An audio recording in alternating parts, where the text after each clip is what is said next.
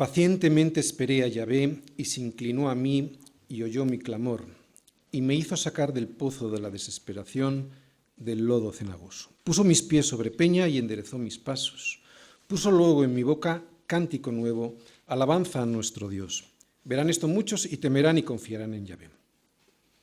Así comienza el Salmo 40, y estos son los 3 primeros versículos que vimos el domingo pasado. David empieza diciendo: pacientemente esperé a Yahvé, y se inclinó a mí y oyó mi clamor. Y vimos cómo esto lo que quería expresar es que es Dios quien siempre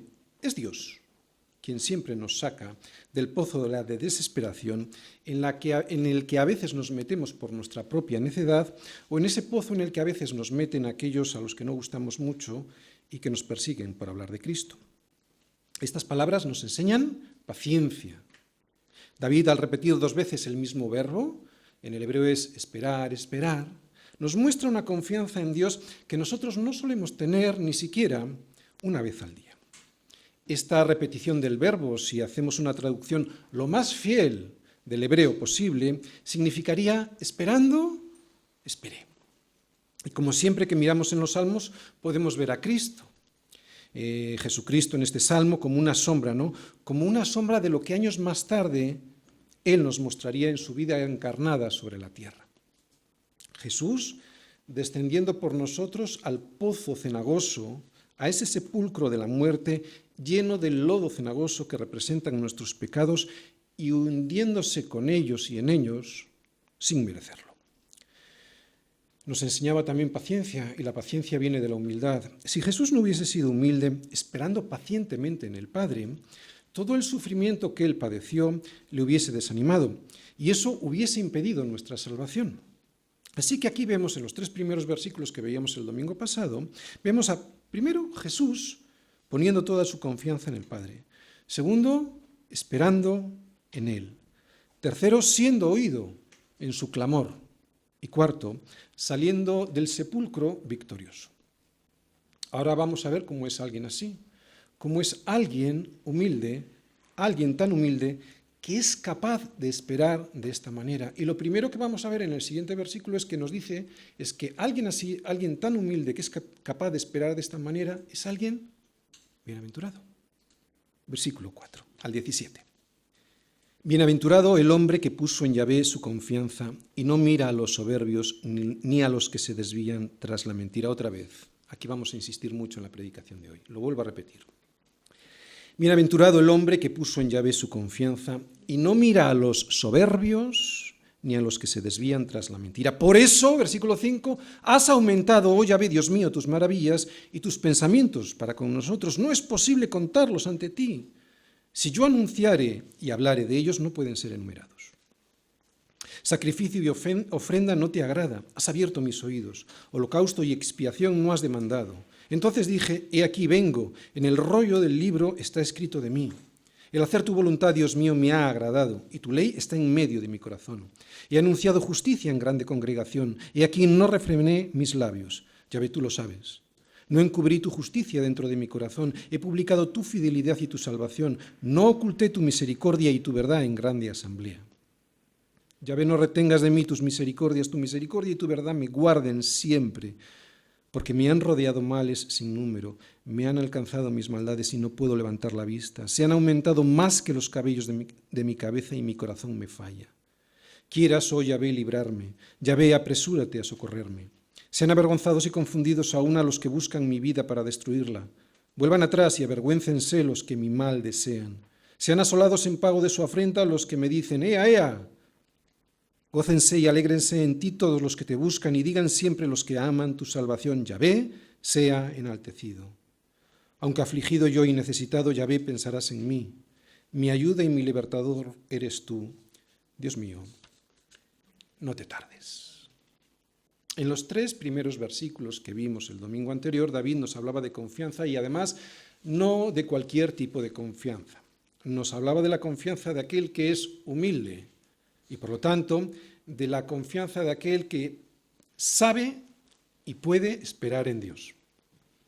Y no es fácil esperar de esta manera porque Dios suele permitir que lleguemos hasta el límite. pero lo hace para que descubramos si lo que realmente tenemos nosotros en nuestra relación con Dios es confianza o interés. Para que sepamos si nos relacionamos con Dios por medio de la fe o si lo hacemos por medio de la vista. Tanto Pablo en Romanos como el autor de Hebreos nos muestran a un personaje, a Abraham, como un ejemplo de fe. Sabemos por el libro de Génesis y también por el libro de Hechos que Dios le dijo a Abraham: sal de tu tierra y de tu parentela y ven a la tierra que yo te mostraré. La obediencia a esta orden lo que evidentemente implica ¿qué es? Fe, ¿no? Confianza. Por eso en Hebreos 11:8 dice: por la fe, Abraham, siendo llamado, obedeció para salir al lugar que había de recibir como herencia y salió sin saber a dónde iba. Obedeció y salió sin saber a dónde iba. Esto es un ejemplo de confianza, ¿no? Por eso es considerado un ejemplo de la fe.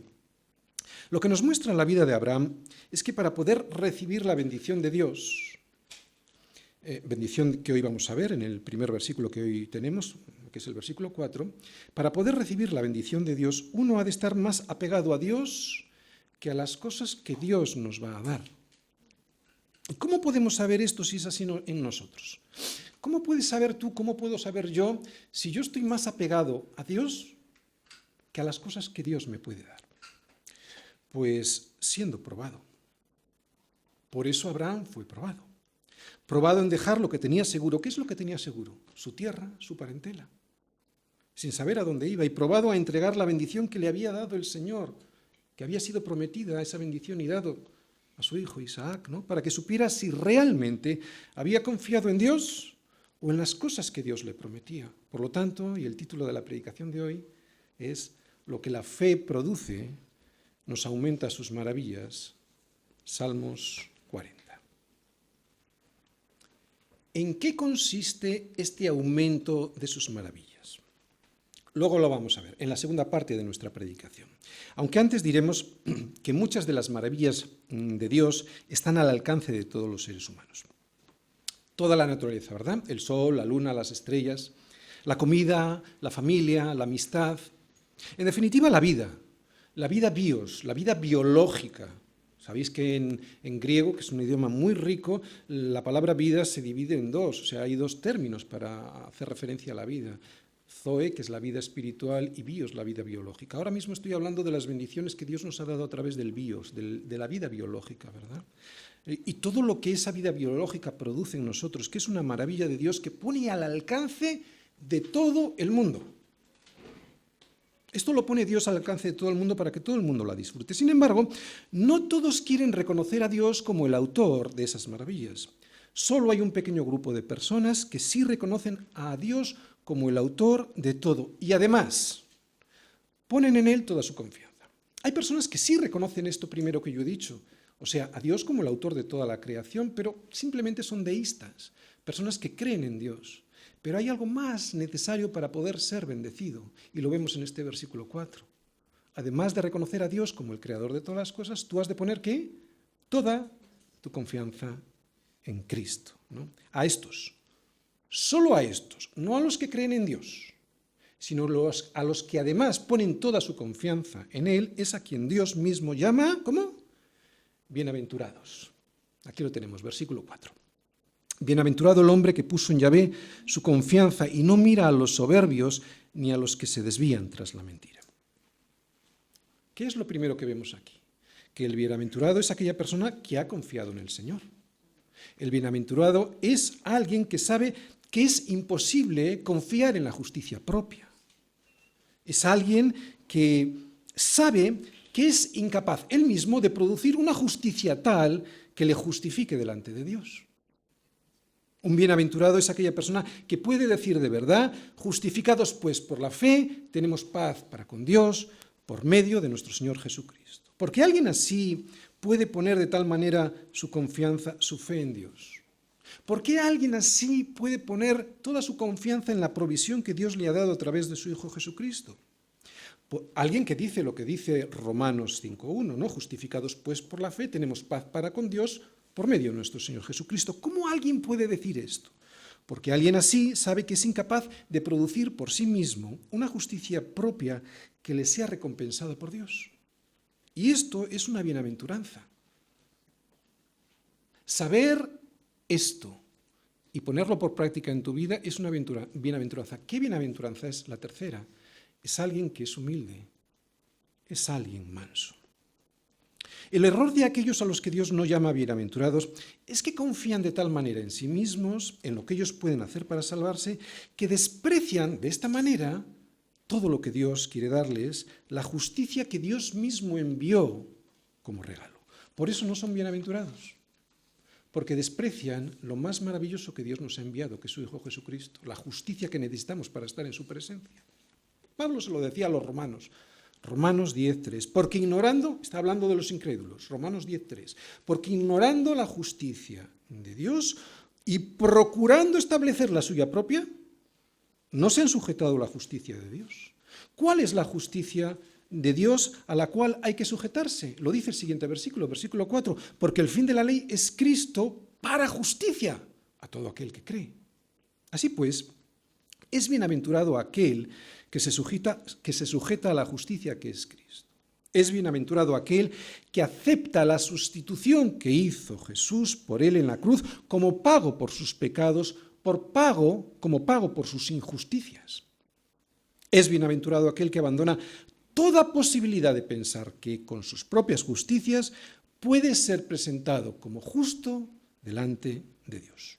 O sea, que un bienaventurado es alguien que es no soberbio, es alguien que es humilde. En palabras de Jesús, yo creo que la mejor parábola que podremos, yo creo que es la mejor, la hemos visto en más de una ocasión, en la que podemos fijarnos para ver quién es alguien humilde de verdad, está en Lucas 18, vamos todos a Lucas 18, versículos del 9 al 14 y leemos. ¿Habéis llegado todos? Lucas 18, la parábola del fariseo y del publicano, versículo 9. Fíjate, ya en el mismo versículo 9 vemos cuál es la esencia de la soberbia. Te lo voy a leer. A unos que confiaban en sí mismos como justos, ahí tienes la esencia de la soberbia, ¿de acuerdo? Todo aquel que confía en sí mismo como justo es alguien soberbio, ¿de acuerdo? Lo vuelvo a repetir. A unos que confiaban en sí mismos como justos y menospreciaban a los otros, esta es la consecuencia, o una de las consecuencias de la soberbia, o sea, menospreciar a otros, dijo también esta parábola, y ahora habla Jesús. Dos hombres, siempre hay dos personas, en la Biblia son dos los que vemos, ¿de acuerdo? Dos tipos de personas. Dos hombres subieron al templo a orar, uno era fariseo y el otro publicano. El fariseo, puesto en pie, oraba consigo mismo. De esta manera, Dios, te doy gracias porque no soy como los otros hombres, ladrones, injustos, adúlteros, ni aun como este publicano. Ahí está hablando de lo que es. Y ahora va a hablar de lo que hace. Ayuno 2 veces a la semana, doy diezmos de todo lo que gano. Mas el publicano, estando lejos, no quería ni aun alzar los ojos al cielo, sino que se golpeaba el pecho diciendo. Se golpeaba el corazón, ¿de acuerdo? ¿Por qué? Porque esta persona había descubierto algo en su corazón. Había descubierto que su corazón le engañaba. Y entonces se golpeaba el pecho diciendo, Dios se propicio a mí, pecador. Os digo que éste descendió a su casa justificado antes que el otro, porque cualquiera que se enaltece será humillado y el que se humilla será enaltecido. Solo será enaltecido aquel que sea humilde. Todo lo contrario del fariseo que acabamos de ver. Este hombre, el fariseo que acabamos de ver, de cuya naturaleza participamos todos, atención, este hombre que acabamos de ver, el fariseo, de cuya naturaleza participamos todos, no te olvides, es todo yo. Yo hago, yo soy, yo no hago, yo no soy. No se relaciona con Dios, lo hace consigo mismo.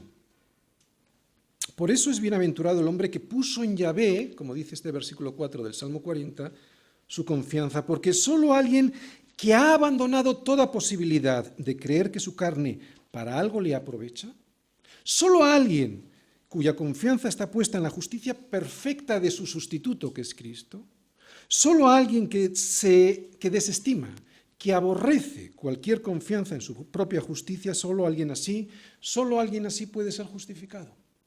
Solo alguien así puede ser bienaventurado. Bienaventurado el hombre que puso en Yahvé toda su confianza y no mira. Hay otra cosa aquí también para ser bienaventurado. Y no mira a los soberbios ni a los que se desvían tras la mentira. ¿A quién no mira el bienaventurado? ¿A quién no imita ni sigue el publicano arrepentido, el pecador? ¿No? ¿Quién es un publicano arrepentido? Aquel que es un pecador, todos lo somos, pero que se sabe pecador y que se arrepiente, ¿no? ¿A quién no mira? Al soberbio, al fariseo.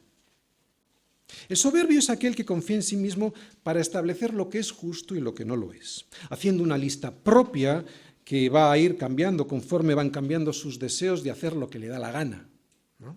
Diciéndole a los demás qué obras de esa lista son aptas para ser digno. Esto es lo que vemos en la televisión todos los días. Y cómo van cambiando las listas éticas de la sociedad conforme van cambiando las ganas que tiene el hombre de ser más pervertido. Y te dicen lo que tienes que hacer y tú lo sigues. Ese es el soberbio. También es el que confía en las obras que él puede hacer, pero también es aquel, y esto nos implica mucho a nosotros, esto que voy a decir ahora, también es aquel que juzga a los demás porque él puede y los demás no. Que él puede y los demás no, nadie puede.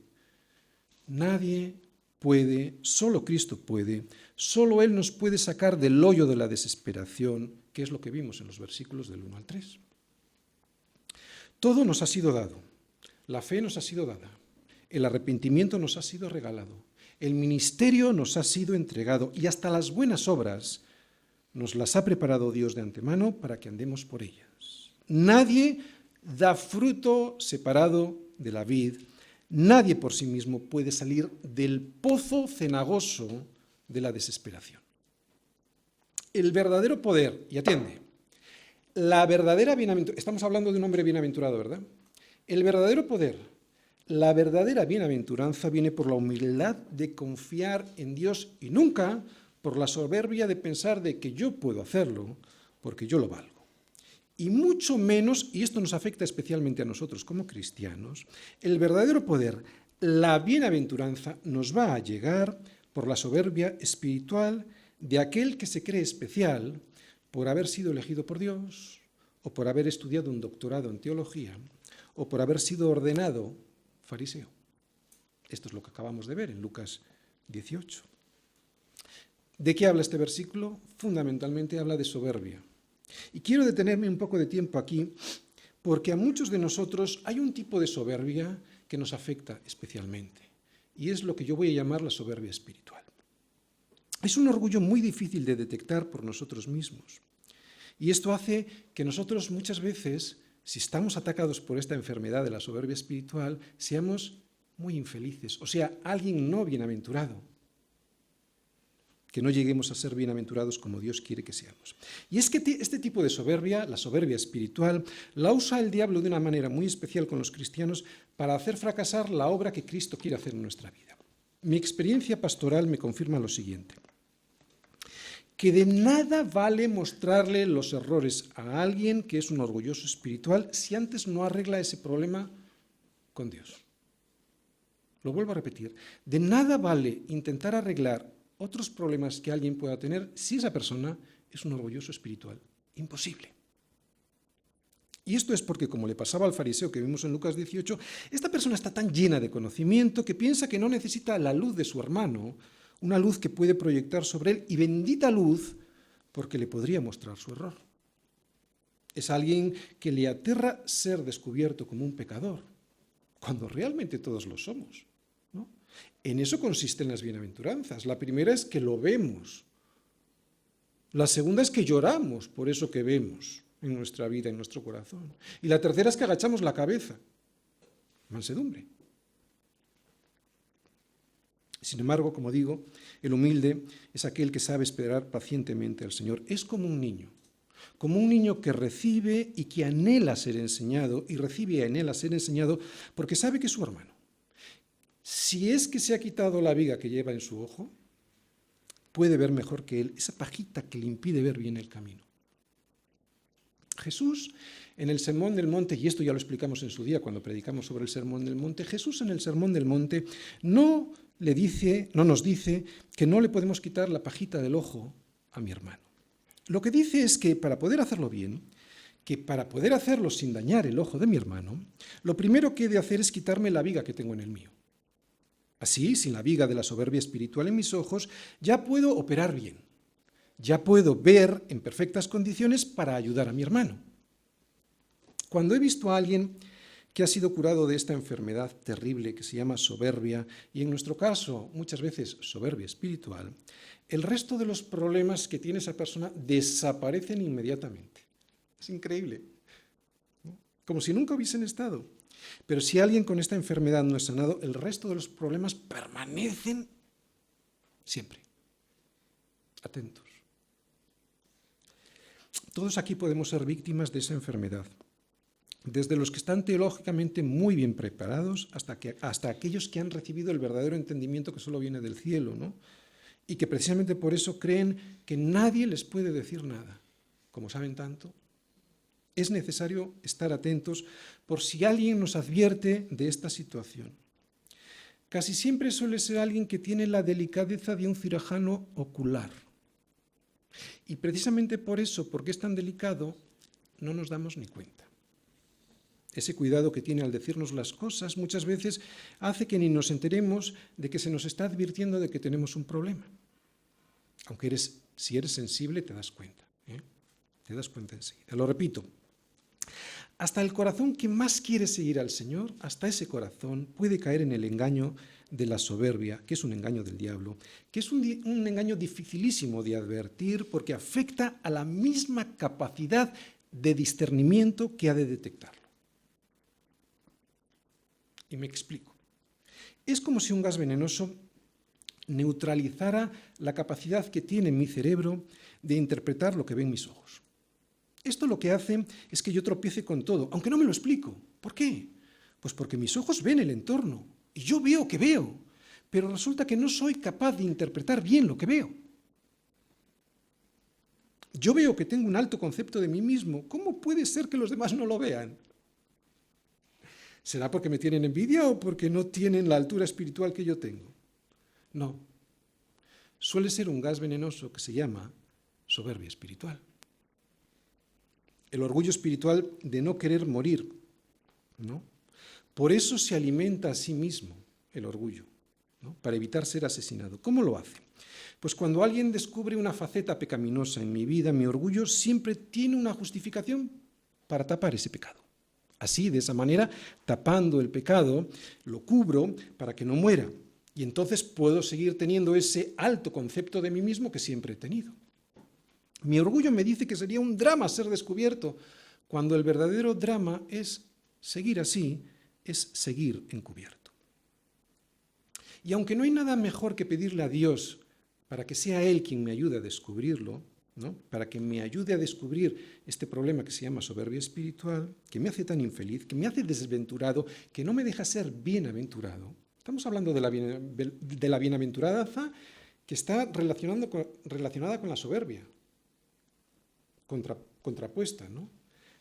No hay nada mejor que decirle a Dios que me lo descubra. También tengo que dejarme ayudar, porque igual Dios puede ayudarme a través de mi hermano. La señal más clara que produce la soberbia es la falta de humildad. Y la falta de humildad muchas veces se manifiesta a través de la falta de paciencia con los demás. Yo no soy paciente con los demás porque yo lo valgo, porque yo me lo merezco. Oye, y no me lo explico cómo los demás no llegan hasta donde yo estoy, ¿no? Es claro, cuando pienso así es cuando empiezo a murmurar y a criticar sin tener ninguna misericordia de aquel al que critico. Es cuando yo no veo cómo estoy y resulta que estoy igual que él o peor. Y si no es así, porque he mejorado en algo, he estado así hasta hace poco como él, ¿no? A mí me ocurre esto a veces, a los pastores nos ocurre, ¿eh?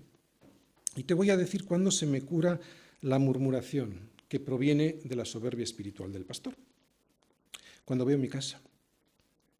cuando yo veo lo descuidada que tengo mi familia o cuando el Señor descubre cómo está realmente mi corazón, es cuando dejo de fijarme tanto en los demás y me ocupo más de lo mío. Y así dejo de murmurar. Además, este descubrimiento en mi vida, escucha, porque esto es interesantísimo, me hace descansar. Y te voy a decir por qué me hace descansar. Cuando tengo este descubrimiento en mi vida, produce algo maravilloso que me hace descansar del arduo trabajo de criticar a los demás. El descubrimiento diario de mi cochino pecado lo que hace es que pueda tener misericordia de aquellos a los que critico al darme cuenta de algo obvio, que yo no soy mejor que ellos. ¡Qué descanso! Ya no tengo que luchar por ser mejor. Esto es un descanso, ¿no? ¡Qué descanso porque ni lo soy ni nunca lo voy a ser! ¡Qué descanso! Gloria a Dios. Así que este descubrimiento en mi vida produce una de las maravillas que produce la fe, y es descanso. No tengo que luchar. No siempre lo consigo, pero cuando lo logro, esto me hace tener más amor por los demás y ser menos quejicoso. Además, me hace ser verdaderamente agradecido a Dios al darme cuenta que he sido perdonado de todo aquello que estoy criticando en los demás. No hay nada mejor, no hay nada más descansado que ser un siervo.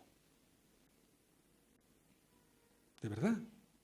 Un verdadero cristiano no es un señor sobre los demás. Un verdadero cristiano es un simple gusano. Pero algo más, que descubre que es un gusano. Porque gusanos somos todos. La clave está en que es un gusano que ha descubierto que es un gusano. Por eso puedo tratar a los demás con cariño y humildad, porque yo también soy un gusano necesitado y que apela a la misericordia de Cristo para no ser aplastado. El problema no es ser un gusano, el problema es no descubrirlo. Soy un orgulloso espiritual cuando soy demasiado sensible a la crítica y lo soy si no he muerto en mi carne, a mi carne. Soy un orgulloso espiritual cuando, por no haber muerto a mí mismo, tengo la sensibilidad a flor de piel y salto en cuanto me intentan ayudar. Soy un orgulloso espiritual cuando nadie me puede decir nada que afecte a mi prestigio. ¿Prestigio? ¿Qué prestigio puede tener un gusano? Prestigio el de Jesús, Cristo mismo, Dios en la tierra, ¿no?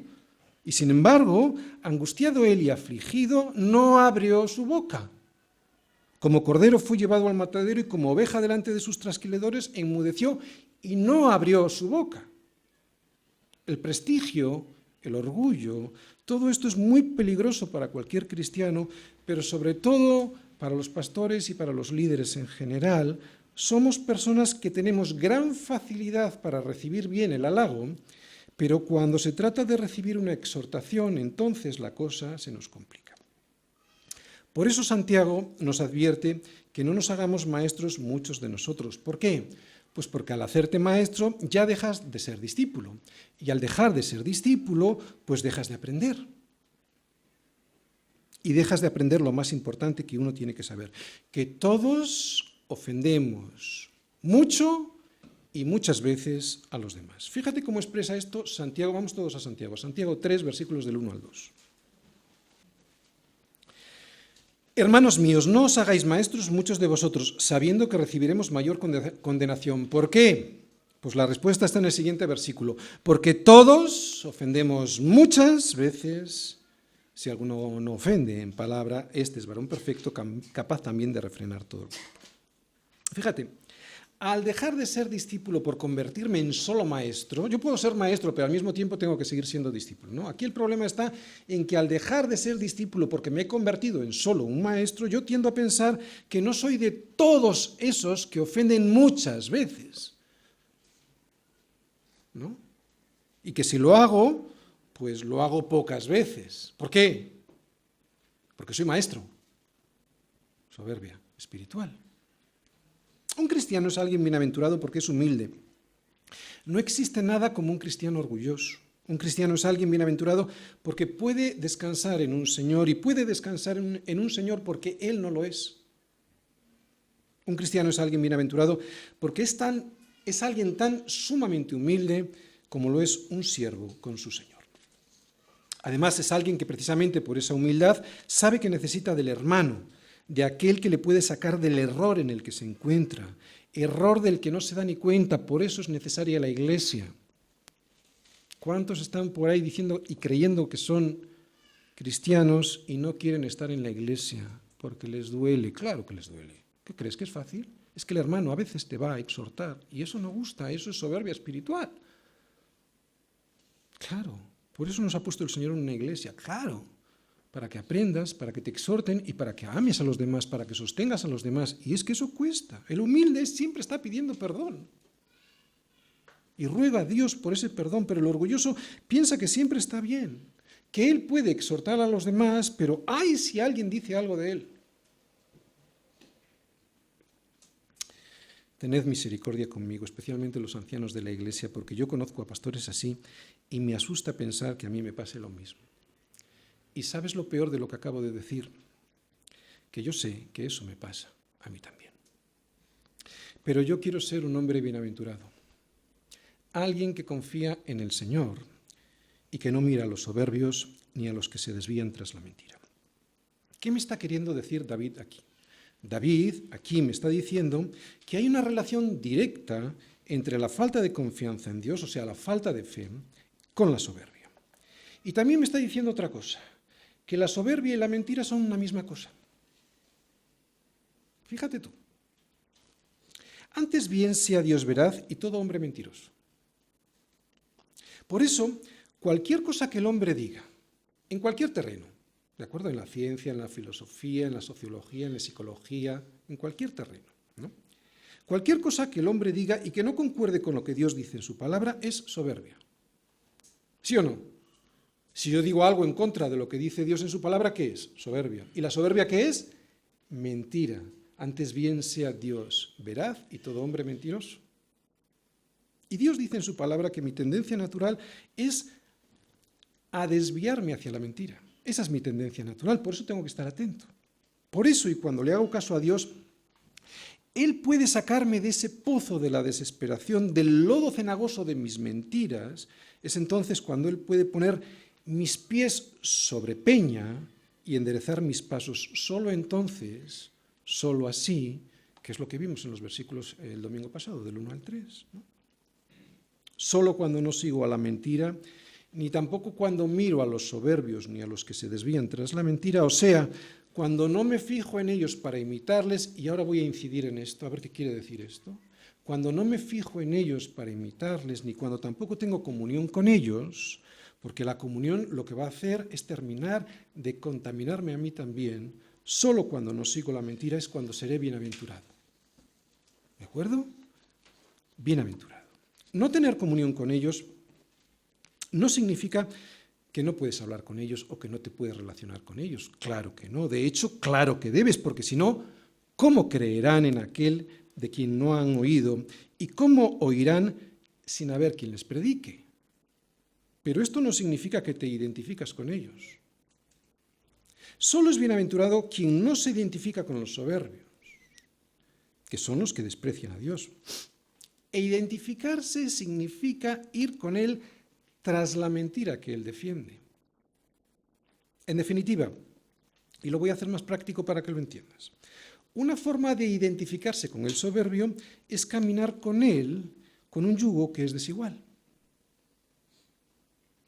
Uno de los mandatos que dio el Señor en el Antiguo Testamento era una prohibición de arar con dos animales de diferente especie. Dice el Señor en Deuteronomio: no ararás con buey y con asno juntamente. Y es que no se le puede poner el mismo yugo a un mulo y a un buey. Dios sabía que la fuerza, el tamaño, los gustos y las tendencias desiguales de dos animales diferentes haría prácticamente imposible la unión de esos dos animales y que, por lo tanto, el resultado de esa unión no sería el deseado, sería un desastre. Y lo sería porque al final, y precisamente por esa fuerza, por ese tamaño, por esos gustos desiguales y por esas tendencias desiguales, uno tiraría hacia un lado y otro tiraría hacia otro lado y eso haría que uno se hiciese daño, y además sin producir fruto. ¿Entiendes? Esto es yugo desigual, que a la oveja le gusta el pasto y al perro su propio vómito. ¿No has tenido perro? Yo sí, lo he visto, y es asqueroso. Esto es yugo desigual, que la oveja sigue a su pastor y el cerdo prefiere revolcarse en el fango. Aunque lo hayamos lavado, porque no ha habido una transformación, sigue siendo cerdo. Al principio ellos te dirán que no, que han cambiado, que están lavados. Pero les ocurrirá lo que dice Santiago, que les ha acontecido lo del verdadero proverbio. El perro vuelve a su vómito y la puerca lavada a revolcarse en el cieno. Y tú, contaminado con ellos.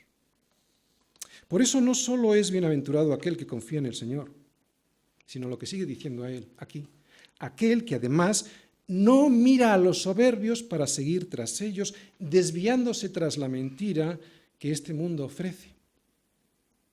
La confianza en Dios ha de ser absoluta, ¿de acuerdo? La confianza que te hace ser bienaventurado, ¿os dais cuenta todas las palabras que hay en solo este versículo? Confianza, bienaventuranza, soberbia, mentira. En una sola frase hay un montón de cosas que estamos analizando. Estoy diciendo que la confianza de Dios ha de ser absoluta, la confianza que te hace ser bienaventurado, esta de la que habla aquí, que no te hace ser un desdichado, no es esa confianza aparente de decir que sigues a Cristo y sin embargo vas tras aquellos que no temen a Dios, aquellos que se desvían tras la mentira. Por eso la verdadera confianza en Dios excluye cualquier tipo de comunión con los incrédulos que persiguen la mentira. Y ya hemos hablado de lo que es comunión. Las mentiras de hoy son iguales a las de ayer, Parece que no, pero son las mismas.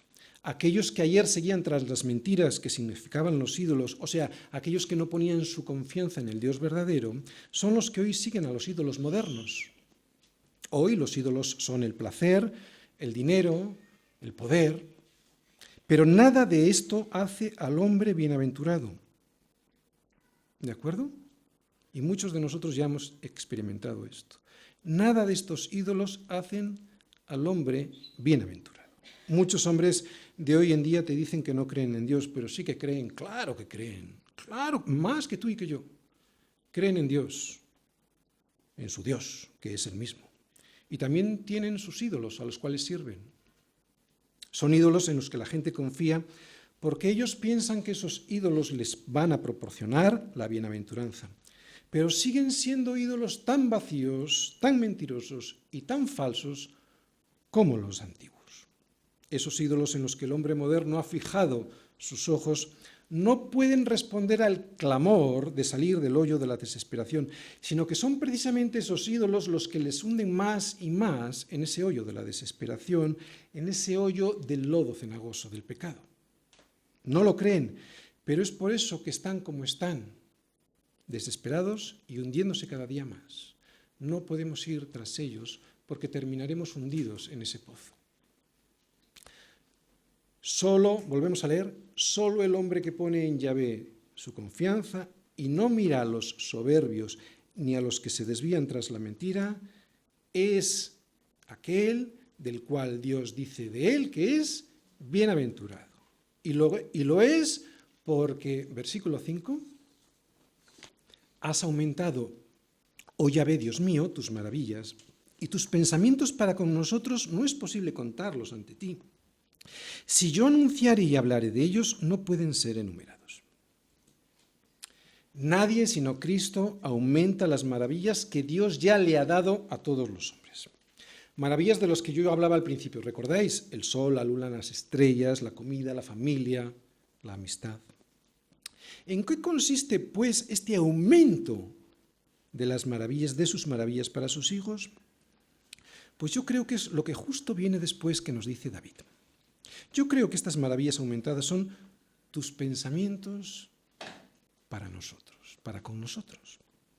Los pensamientos que Él tiene para con nosotros, para con sus hijos, son las verdaderas maravillas que Dios tiene reservadas para aumentarnos esas maravillas que ya Él nos ha dado a todos los hombres.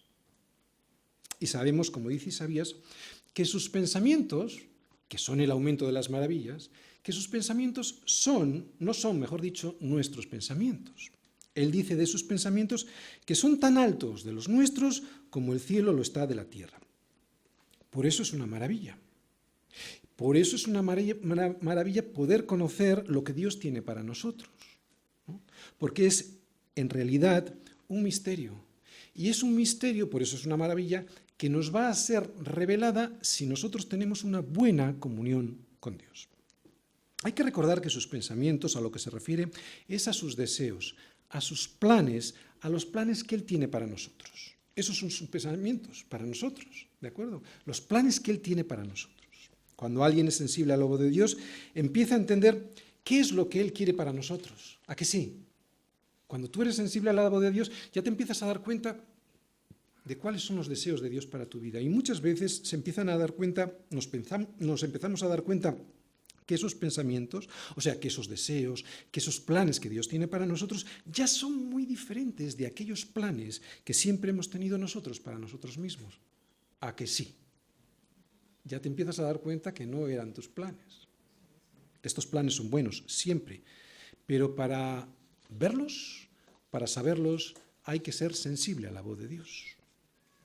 Y es curioso porque incluso al darnos cuenta de cómo Dios transforma los desastres que nos ocurren en la vida en algo bueno, uno se sorprende y no deja de contarlos, aunque otros no los entiendan, nos da igual.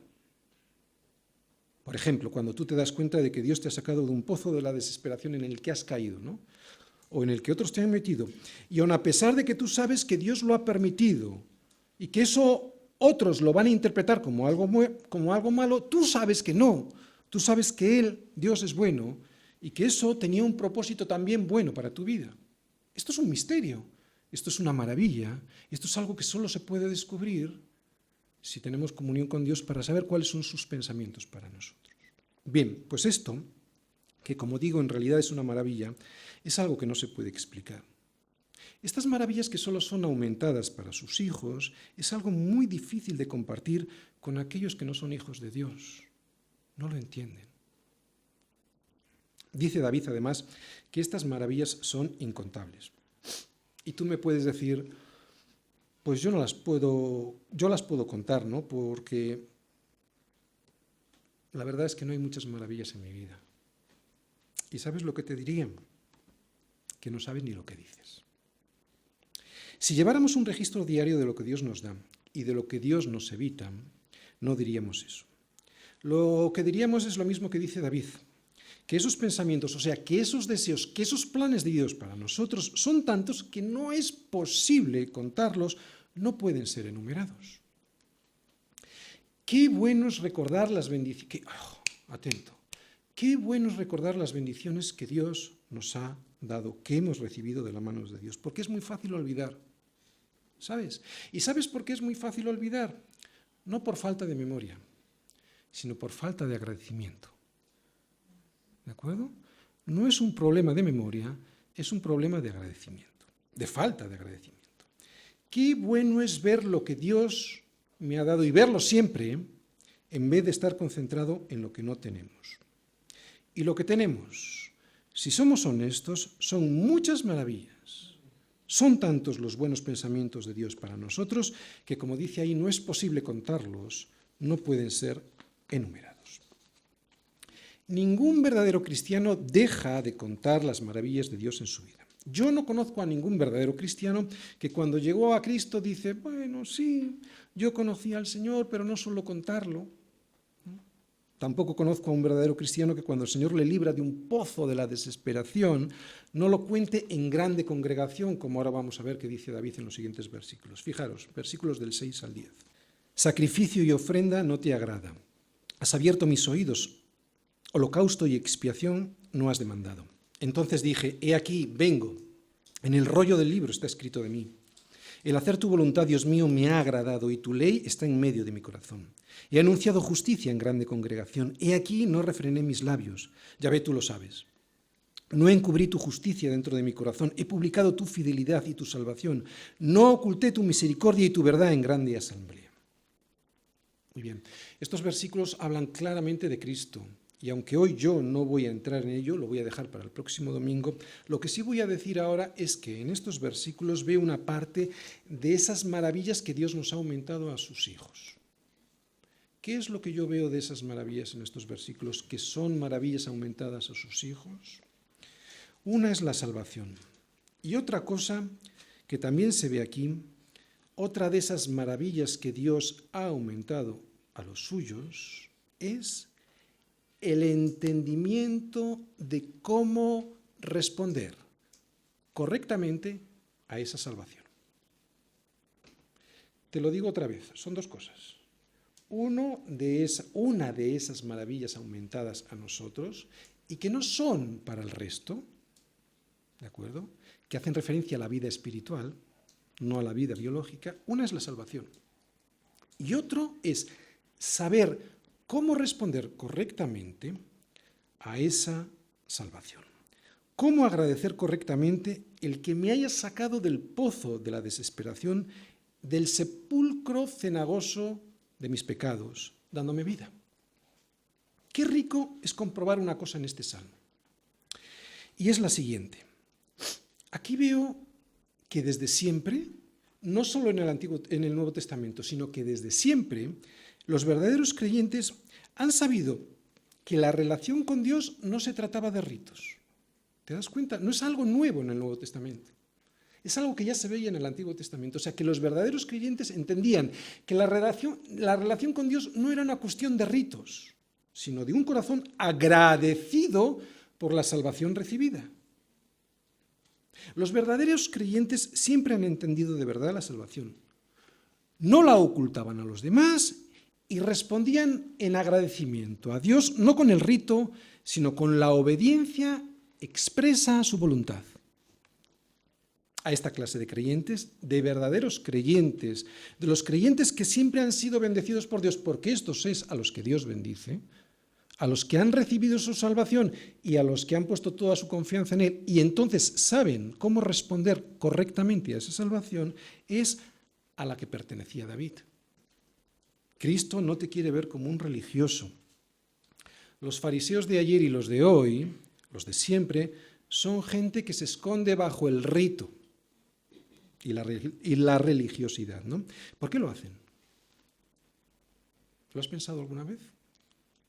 Lo hacen para camuflar su desobediencia a Dios. Desobedecen y con el rito crea una capa de apariencia de piedad. Es gente que usa el rito para dar una apariencia externa de piedad en donde solo hay desobediencia. Algunos ni leen la Escritura, solo rito. David se daba cuenta de esto. David veía perfectamente el peligro de este daño, ¿no?, que hace al espíritu este ritual de la apariencia sin obediencia. Por eso dice, fíjate, en el versículo 6 y en el versículo 8, dice: sacrificio y ofrenda no te agrada. Has abierto mis oídos, holocausto y expiación no has demandado. Y ahora viene, el hacer tu voluntad, Dios mío, me ha agradado y tu ley está en medio de mi corazón. Bien, abundaremos en esto el próximo domingo y su relación de estos versículos con Cristo. Termino, resumen. David fue el rey de Israel y a pesar de ser un líder de su pueblo, él siempre entendió que la bienaventuranza y la soberbia eran dos conceptos antagónicos. O sea, que la bienaventuranza de Dios, que es la que verdaderamente da la felicidad, no le viene a un hombre soberbio. Lo vuelvo a repetir, David entendía perfectamente, y eso a pesar de que era un rey que estaba más cerca de ser soberbio, o con más posibilidades, quiero decir, de ser soberbio, entendió perfectamente que la bienaventuranza verdadera de Dios es algo completamente opuesto a la soberbia. David sabía que Dios no bendice al soberbio, y el peligro para él, como os acabo de decir, es que era un rey. Y como rey, la soberbia podría haber sido uno de sus grandes problemas en su relación con Dios. Y esto me demuestra algo, que no hace falta ser rey para ser soberbio, que no hace falta tener una función de responsabilidad para caer en ese pecado, el de la soberbia. Lo mismo que no hace falta ser rico para ser egoísta. Yo he conocido a pobres muy egoístas Y he conocido a personas sin ninguna responsabilidad pastoral que son terriblemente orgullosos espiritualmente. Pero a David, y a pesar de su posición y de los riesgos que esa posición traía, siempre le vemos, y esto es atención, fíjate, siempre le vemos arrepentido de sus pecados. No que no cayese, claro que caía, sino que siempre le vemos arrepentido de sus pecados y consciente de que el orgullo espiritual acecha siempre al creyente para hacerle caer. Es por eso que su corazón era un corazón conforme a Dios. Por eso pudo entender y decir lo que vimos en el versículo 4. Fíjate, versículo 4. Bienaventurado el hombre que puso en Yahvé su confianza y no mira a los soberbios ni a los que se desvían tras la mentira. Ya hemos hablado de la soberbia espiritual como uno de los grandes problemas que acechan al cristiano, y la envidia es su consecuencia. Te voy a contar algo que es muy triste, pero si lo sabemos, podemos estar prevenidos para que, si nos pase, podamos pedirle a Dios que nos proteja contra la consecuencia o una de las consecuencias de la soberbia. Es la envidia. Una de las consecuencias de la soberbia es la envidia. Escucha bien. Una de las grandes pruebas para nuestro corazón no va a ser el fracaso. Fracasos siempre los vamos a tener, y al ser tan evidentes, pues es mucho más fácil corregirlos. No. Una de las grandes pruebas que nuestro corazón va a tener que pasar no es nuestro fracaso, es el éxito de mi hermano. Y esto se llama envidia. Y la envidia proviene de una falta de humildad o de soberbia espiritual, que en el fondo es lo mismo. La envidia muchas veces se camufla en sana doctrina o en celo por el ministerio, ¿no?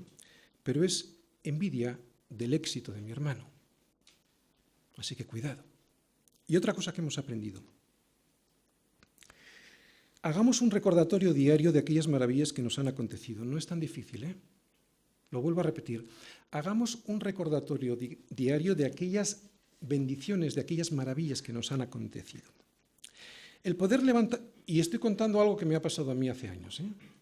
El poderme levantar todas las mañanas con mis dos piernas, el poder respirar sin ayuda artificial, el poder desayunar sin tener que estar enchufado a una sonda, el poder estar despierto y no sedado y así poderle dar un beso a mi hijo, a mi esposa o a mi hermano sintiendo su amor, eso no es tan difícil de recordar. Solo hay que ser humilde y agradecido. Más aún, saber que Dios nos ha dado la vida de verdad, aquí y en la eternidad. Saber y entender que todos esos pensamientos que Dios tiene para mí son buenos. Saber y entender que son tantos esos pensamientos que no es posible contarlos, que no pueden ser enumerados, esto no es tan difícil de recordar. Solo hay que ser humilde y agradecido. Yo estoy seguro que si lo hacemos así todos los días, podremos llegar a decir lo que dice David en el versículo 5. Has aumentado, Yahvé Dios mío, tus maravillas y tus pensamientos para con nosotros. No es posible contarlos ante ti. Si yo anunciaré y hablaré de ellos, no pueden ser enumerados.